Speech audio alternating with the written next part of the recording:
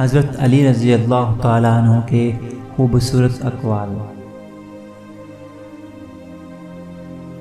جب اللہ تعالیٰ نے تجھے آزاد بنایا ہے تو لوگوں کی غلامی اختیار نہ کر، اور اس خیر و بھلائی میں کوئی خوبی نہیں جو برائی کے سوا حاصل نہ ہو۔ آس دھوکہ دے دیتی ہے اور زندگانی چلی جاتی ہے، اور کوچ کا وقت قریب ہے۔ جو شخص تیری آس اور امید پر رکھتا ہے، اس کو مایوس اور نا امید نہ کر۔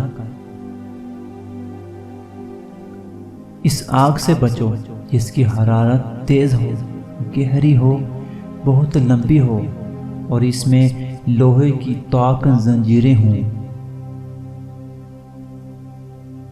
بادشاہوں کے دربار میں زیادہ آمد و رفت مت کرنا کہ وہ تھوڑی صحبت سے ملول ہو جاتے ہیں اور خیر خواہی کرنے سے دشمن بن جاتے ہیں۔ جس شخص کے پاس زیادہ آمد و رفت ہوگی، اس کی ملاقات کے لیے اس کے پاس جانے سے وہ زیادہ خوش نہیں ہوتا۔ جب عقل کی آنکھ اندھی ہو جائے تو زہری کچھ کام نہیں دیتی۔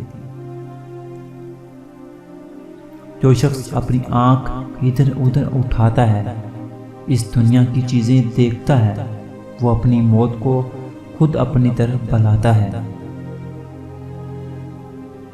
آنکھوں سے دیکھنے پر یہ ضروری نہیں کہ محسوس چیز پوری طرح معلوم ہو جائے۔ کئی دفعہ آنکھوں سے دیکھنے میں غلطی بھی ہو جاتی ہے۔ آنکھوں کا نہ ہونا بصیرت کے نہ ہونے سے بہتر اور آسان ہے۔ جب آنکھیں نفس کی چیزیں دیکھنے لگ جائیں تو دل انجام بنتی سے اندھا ہو جاتا ہے۔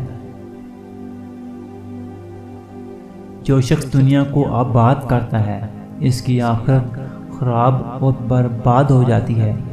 جو شخص اپنی آخرت کو آباد کرتا ہے، اس کی سب امیدیں پوری ہو جاتی ہیں۔ آخرت تمہارے رہنے کا گھر ہے، بس اس کے لیے وہ سامان تیار کرو جو ہمیشہ تمہارے کام آئے گا۔ آخرت کے اعمال کے ذریعے دنیا کو تلاش نہ کر اور دنیا کو آخرت پر اختیار نہ کر۔ یہ منافقوں کی وصلت اور دین سے بےہودہ لوگوں کی صفت ہے۔ جو شخص آخرت کا طلبگار ہے، اس کی نسبت اس کی جتنی امیدیں ہیں سب پوری ہو جائیں گی۔ دنیا میں جو کچھ اس کے مقدر میں ہے وہ ملے گا۔ دنیا چھوڑ کر آخرت حاصل کرو، اور ایسا مت کرنا کہ دین چھوڑ کر دنیا کما لو۔ جو شخص آخرت کو زیادہ یاد کرتا ہے، اس سے گناہ بہت کم سرزد ہو جاتے ہیں۔ جو شخص آخرت کو بھول جاتا ہے، وہ اپنے سب کام برباد کر دیتا ہے۔ جو شخص اللہ کو فراموش کر دیتا ہے، اللہ اسے خود اپنی جان بلا دیتا ہے اور اس کے دل کو اندھا کر دیتا ہے۔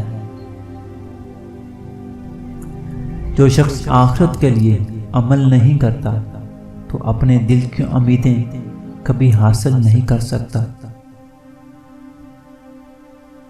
آدمی جس چیز کو نہیں جانتا اس کا دشمن ہے، جس کو جانتا ہے اس کا دوست ہے۔